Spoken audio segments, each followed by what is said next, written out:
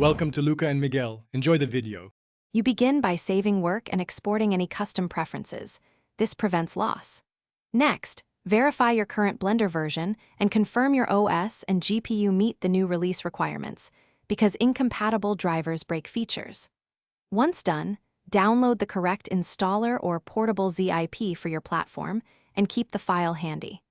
Make sure to note any active add-ons and their versions so you can reinstall if needed. This step speeds restoration and avoids surprises after updating.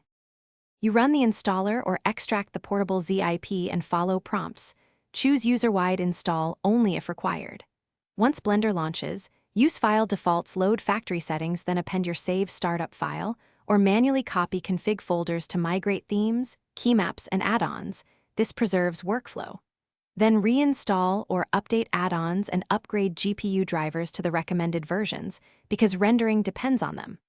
Finally, test the viewport, a quick render, and any critical scripts to confirm. You complete the update by running a full test render and scrubbing your timeline to check performance and stability.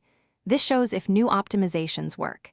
If you encounter crashes or missing features, disable third-party add-ons and reset preferences to isolate the issue, because most problems hide in custom scripts.